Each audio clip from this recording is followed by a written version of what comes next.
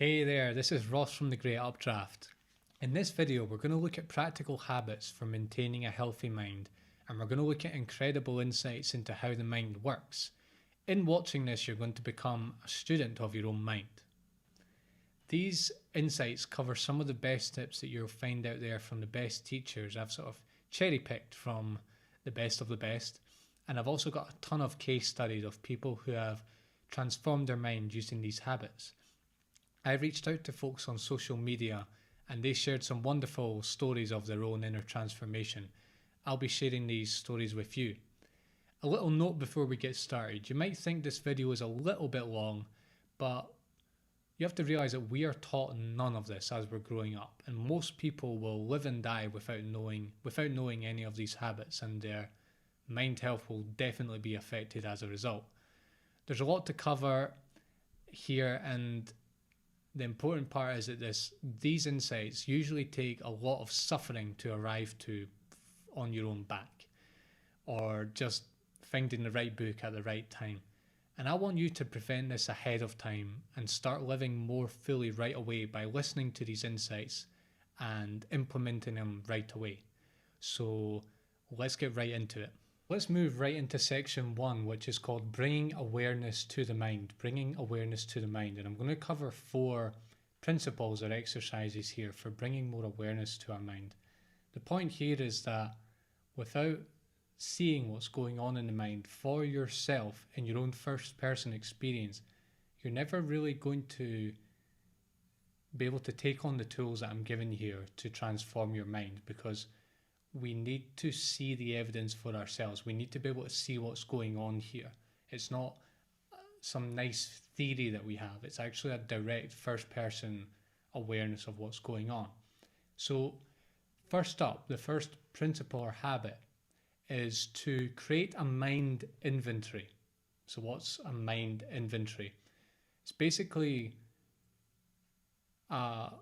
being aware of what is going on in your mind on a regular basis.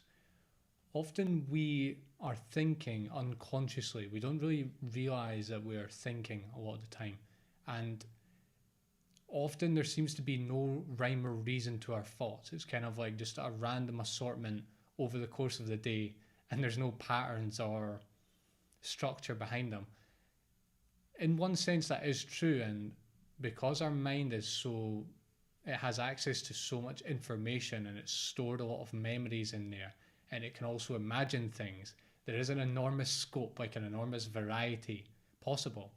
But on the other hand, you'll see if you start analyzing your mind for yourself and start doing an inventory of it, you'll see that actually you're running mental patterns. Although there's a huge variety, you're also running mental patterns, and if you can start to identify those, you're going to get a much better handle on your mind, and you're going to see how it's contributing to your life and how it's jeopardizing your life, jeopardizing your happiness and your mind health. What we're going to do is we're basically going to sort and categorize everything that's going on in there. So there's themes, there's categories, there's events that we are ruminating on, there's scenarios, there's problems in our life that we are constantly thinking about, trying to solve them in our mind. So perhaps you had a past relationship that left you traumatized. You better watch out for that. That's going to be in your mind, and you're going to see it in your first person experience that, yeah, that's like a recurring theme over weeks, days, weeks, and months. That's always going through your mind. Maybe it's an old friendship, one that you didn't have closure on, one that didn't end as you would have liked. Maybe you said something that you regretted. Maybe they said something to you that hurt you, and you're left with this feeling of either guilt or of hatred or of sadness about that friendship. Well, look out for that, because that's going to be running through your mind.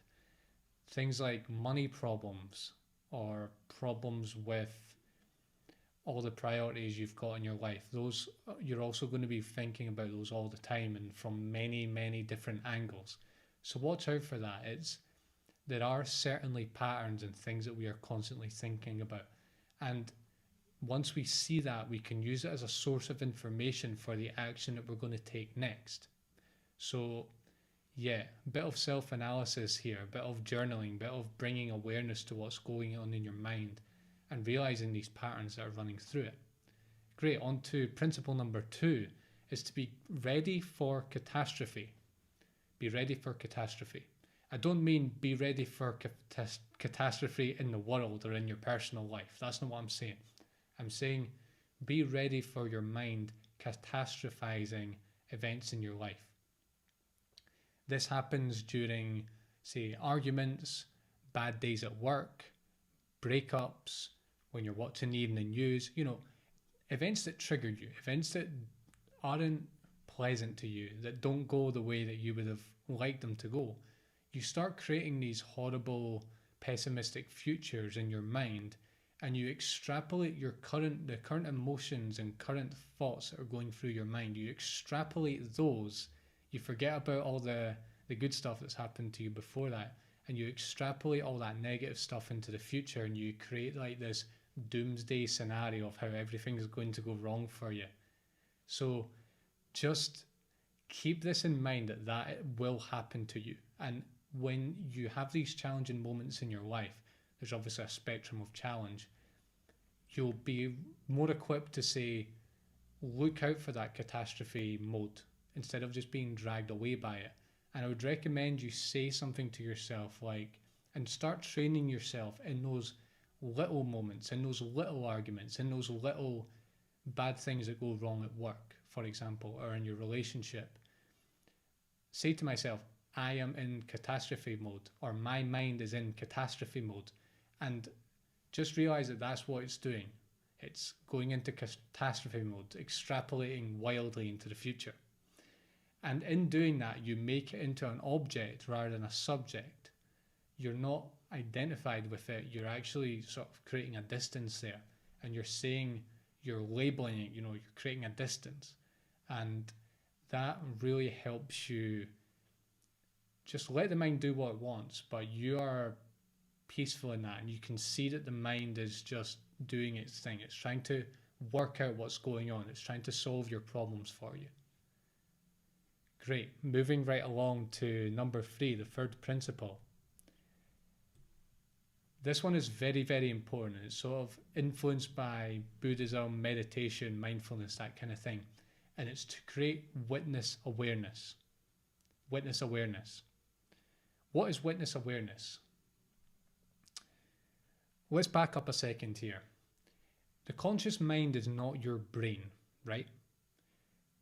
We need the neocortex, we need the human part of our brain to be able to generate those thoughts and images and whatever else that we have that is only unique to human beings. That's in a scientific sense. But your actual moment-to-moment experience of the mind is not a brain. Like you're not directly experiencing your brain. What you're directly experiencing when you're experiencing your mind is a voice. And you're also experiencing reels of images in your mind. So you're experiencing a voice and images. That's what the mind actually is. It's not a brain. So what I'm saying here is that those thoughts and those sounds and images are actually an experience in your first person. And when you can become aware of them and you see them coming up, that actually allows you to create a distance between them as they come up. What happens is, when we develop mental capacities for the first time, we become identified with the voice. We become identified with these images. We also have images of ourselves, of our face, for example, and we become identified with those. And it's a good thing we do. If we don't, we do not develop a strong sense of self, and we might develop psychosis or a really unhealthy form of narcissism where we actually don't have a cohesive sense of self that we can use to function in the world. We need it to function in the world, but we become identified with this voice. What we can do once we're identified with it, we can actually start to go beyond it. And the key here is mindfulness and meditation. It's getting good at listening to the voice as though it wasn't your own voice. listening to the voice as if it's just something happening, like a splash of water, a sound around you, just any other experience that isn't of these mental thoughts and these images that are coming up. Meditation is an absolutely vital tool for this, and a lot of the very common meditation practices just get you to witness the mind, just get you to witness these thoughts and images as they arise and get you to disidentify with them. And this is crucial for, say, spiritual enlightenment, but it's also crucial for just your mind health, because if you're identified with the voice, you take it very personally. And actually, you can reach a point where you observe your mind so much that you don't take this voice personally anymore. And when you get to that stage, well, you may not have changed the content of that voice, but at least you've disidentified with it. So this is about disidentifying with it, not necessarily changing the content. Although I would say that if you can create this witness awareness where you're watching, it makes it easier to go in there and tinker around with the content, which is a lot of what this video is about.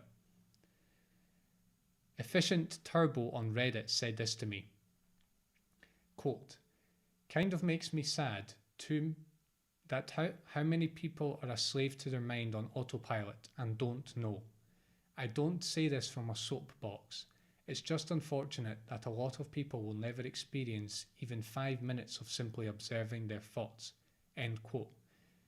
Yeah, this is about observing thoughts and stopping ourselves from being slaves to the mind. And it's an absolutely vital part of mind health. And I often think, even in apps like Headspace and whatnot, that it doesn't really go to this level of actually disidentifying with the mind. It gets you to soothe yourself and to get you to think nice thoughts, but let's also learn the skill of detaching from the mind and observing it. Great, on to the final one in section 1, and this is a bit of an advanced one. This is to realize that the mind is a masterful storyteller. What am I saying by this? We're so identified with the mind that we often can't see that a lot of what's going on in the mind is really just it's like a bunch of stories and events and tales and monologues and dialogues all fighting for our attention, and that a lot of it isn't even true or real or wise. It's like the mind is like a child just crying out for attention. And this is especially true when we're going through difficult periods in our life. We just take this mind to be true, and then we talk, when we're talking about our issues to other people, we talk as though we are the mind, and we get caught up in the stories. The mind is a storyteller. And while the mind can offer us wonderful insight and divine inspiration, and we need it to navigate life. It can be like a control panel for us. A lot of the time it's just spewing out rubbish. It's telling us stuff that isn't true. And we are listening to it, we're listening to it, we're listening to it. This is an absolutely vital principle. If we can look at the mind, disconnect from the mind, be able to see it for what it is, and then be able to actually question, like, where are these thoughts even coming from? Like, why is the mind telling me all this rubbish? That's just an absolutely vital part of, having a healthy mind. So now we're going to get onto section 2, which is directly about transforming your mind, transforming the content. And I'm going to give you some transformative techniques that you can begin implementing right now, today. I'm going to start out with the suggestions that I got from my friends on Reddit, and then I'm going to move on to a final one of my own. I thought the suggestions on Reddit were very good. So, number 1, don't take things personally. And I'm going to quote Not Dakar from Reddit. Quote, "Not taking things personally, especially from friends. Each human is going through their own individual stressors and pain. A little empathy for someone, especially someone being mean, goes a long way for your mental peace. Just remember that hurt people hurt people." End quote. And I'm gonna paraphrase Don Miguel Ruiz from his book The Four Agreements here. What Don Miguel said was that people are living their own dream, and so are you. And often we don't realize that people are in their own dream. Like, everything they say about you is going through an enormous filter. The filter of their own experience, the filter of their own judgments, the filter of their own psychology. And for example, when someone dislikes you, it might not be because you're objectively an unpleasant person to be around, or you're doing something damaging to that person. It's just that they might be envious of you. Envious is a huge source of hate. They're envious of you, and they're envious of you because they know they've got potential in them, but they haven't found a way to explore that potential and bring it out. And they also hate things in you that you express and they can't express. So if you express anger, for example, and they have that repressed in their psyche, they're going to be envious of you. They're going, maybe not envious, they're going to have this allergic reaction to you because deep down they know that they could do with embodying that, but they can't. This is a great piece of advice for the advice of not taking things personally. It's a great piece of advice for emotional health in general. But if you take things personally, what happens is you start running those events over in your mind, what that person said to you, what, that person that did something mean to you. You're just going to generate repetitive thought patterns in your mind. You're going to figure it out. You're going to try and think, why did that person do that? Why did I react in that way? What have I done wrong? What did I do to generate that reaction or behavior in the other person? And actually, that's if you take it personally. If you don't take it personally, you realize that maybe it really wasn't your fault, and the other person is acting out of ignorance, their own ignorance, and they're in their own dream, essentially, as Don Ruiz would say. Great. Second method for transforming your mind is gratitude. And I've got a really interesting case story here about a man who recovered from alcoholism, and part of his recovery process was gratitude. So let's hear a quote from him. This is from M0MB1E on Reddit.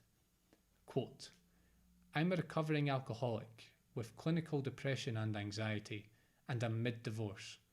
My world used to be full of anger and fear, but the simple act of identifying and naming 3 things I'm grateful for each day has helped me rewire my brain to look for good instead of preparing for the worst." End quote. Isn't that a wonderful story of just the simple act of gratitude and finding these 3 things that we're grateful for each day? How that can transform you. I can see a real genuine transformation there in this person's mind health. And just to add to this a little bit, the reptilian and limbic brains, which are sort of the first 2 layers of the human brain, are the reptilian brain first of all, and the limbic brain. Then we've got like the human part, which is the can't remember what it's called, but includes the neocortex and so on. The first 2 are fear oriented, and they're basically designed to enable animals to survive, enable mammals to survive. And they're constantly looking out for what's going to threaten their survival in the environment. And as a human, what that means is focusing on all the negative. It focuses on what could go wrong instead of what's going right. It's focused on what we don't have, what other people have over us, rather than what we already have. And by practicing gratitude, we're deliberately turning the tables of that. We're overcoming that fear tendency, that reptilian and limbic tendency to see everything that's wrong and to get mired in our depression and in our unhealthy mental habits.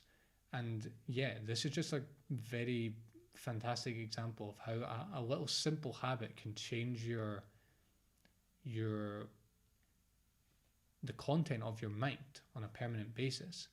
This particular gratitude exercise, if you want to start it, is to every single night or every single morning or both, to write 3 things in a notebook or on a piece of paper 3 things that you're grateful for, and just to think about those things for a little while. And over time, yeah, it really can change how you see your life, and it changes the health of your mind. So thanks MOMB1E for that one. That's a really interesting story. Great. Let's move on to the third one, which is to replace negative doom and gloom thinking with constructive, empowering thinking. We make this choice hundreds of thousands or even thousands of times per day, because our minds are always running. We have thousands of thoughts, and we're often really negative, and negative to delusional levels. The problem with this is, and I'm going to take some inspiration here from one of my favorite books, is that whenever we think negative thoughts, we're basically inspiring things to go wrong in our life. We're bringing about negative events in our life. What Maxwell Maltz says, I'm just going to show his book briefly here. That's the book Cybernetics by Maxwell Maltz. What he says is your subconscious mind is like an impersonal target finder. It's like an interceptor missile. So you program your subconscious mind, and it's like a sponge. It just absorbs all the information you're giving it, and all the information you're giving it is all the information that's in your mind. And so if you're programming your subconscious mind, if you're continually thinking negative thoughts, that's what your subconscious gets programmed with. And then all the things that come after that, all the events and actions that generates are all going to be based on those thoughts. So the problem with doom and gloom thinking is it's a self-fulfilling prophecy, because what we're actually doing is we're programming our mental system, and the system that helps us over time bring about events in our life. We're just throwing junk food in there. If we can instead transform all that into constructive, empowering thinking, we turn the tide.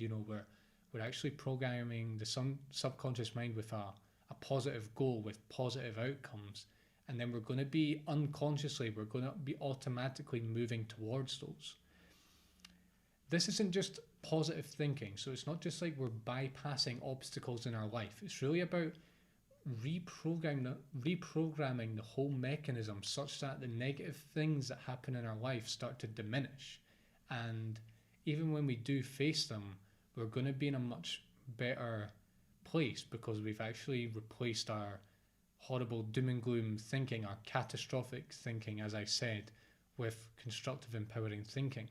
And we can practice this throughout the day, so it's really important that you're able to catch your mind in the act of doing this as it's happening in the moment. But also, and I'm going to tell you a really important case story that I found on Reddit, but also we can set time aside to deliberately reprogram our thinking, and therefore reprogram the subconscious mind by setting time aside for affirmations and auto-suggestion. So 5 minutes a day of positive, repeated positive thoughts regarding a certain situation. I'm going to tell a really interesting story about this from Alone Victory 4859 on Reddit. They said, quote, "I always found myself judging people, in cranky moods, and I hated myself in life. However, I got fed up of feeling hate and anger all the time. I haven't smashed any inanimate objects to bits in over 4 months because I slowly reprogrammed my way of thinking. I tell myself I am happy. I don't get angry. I literally stop myself mid-fit or rage and say to myself, stop, this does not affect me." End quote. So it's a really good example of seeing your mind in action, and this person's definitely replaced negative thinking with positive thinking, and they're doing it by seeing it as it happens. And this is good because, like with Alone Victory, it stops us acting on that negative thinking in the moment, and it has us step back and act in a more functional way, in a more considered way, maybe. Second case study for this one is Teach Goblins Music on Reddit. They said, quote, "I've been working on a mantra to help overcome my negative thinking spiral. After talking to my partner about how he overcame addiction, he informed me that for him, he had a mantra to help him through, which was, 'I don't need it.' And when he was describing the process, it floored me how often he had to repeat that to himself, literally over and over again. So currently, I'm working on really digging in and repeating it more and more, and trying to be more observant of my thoughts, so I can repeat it even when I don't originally realize I need it." End quote. Yeah, there's some really interesting points in here, and one of them is about the repetition. Yeah, affirmations and mantras and whatnot take a lot of repetition because you're literally programming the way your mind and body process your experience, and you're replacing your old thinking habits with new ones. It takes time, but it really does work. And I've found that setting time aside for it really can be powerful in a way that just seeing it in the moment can't. Also, yeah, the point about the mantras and the affirmations is that by doing it every day, regardless of your mood, regardless of whether you're feeling like you need it or not, what you're doing is you're lifting the baseline up. Because if you just target it in those negative moments, fine. But I think as well, by doing it every day, regardless of mood, you're actually sort of putting it in the bank as well. You're upgrading your thoughts all the time, such that when you really need it, it's going to be there. It's in the bank, so to speak. I think both are really, really important, and it comes down to mindfulness again. The more you practice observing your thoughts, the better you become at it, and the less of a victim you are to your negative thinking. Great, let's move on to finding new inner voices. This one is motivated by a conversation I had with Space Cadet on Reddit. So here's another case story for you. Very interesting one. They told me, quote, "I had been hiding under so much scar tissue that I could barely function as a human. I had no identity. My role was to appear small and pliable and not take up much space." End quote. So what had happened to Space Cadet? The name isn't a good fit in this context, but we'll go with it. What happened to Space Cadet was that she had a really damaging intimate relationship, and she had become so submissive to her husband that she even became fearful and anxious and traumatized by him.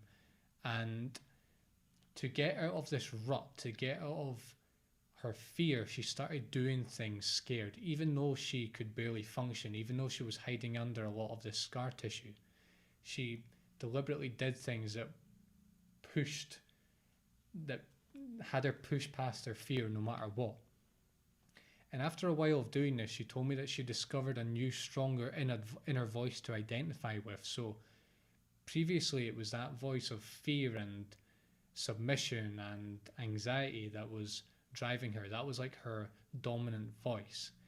But over time, she found this new voice, and it was one that it challenged her, but it did so boldly and also kindly. So it asked her to push beyond, but it did so sort of kindly, like a teacher that's encouraging you, pushing you on, trying to realize your potential, but doing it in a loving way. And this helped her to get to the root of the fear, and she told me that, quote, "Over time, I found my voice was actually louder than my fear," end quote. So I think this is really beautiful because it illustrates the point that we have many competing voices in our mind, and this is a key lesson here. We have many competing voices. We have voices from the reptilian, we have voices from the limbic, and we have voices from the purely human system, the purely human part of the brain.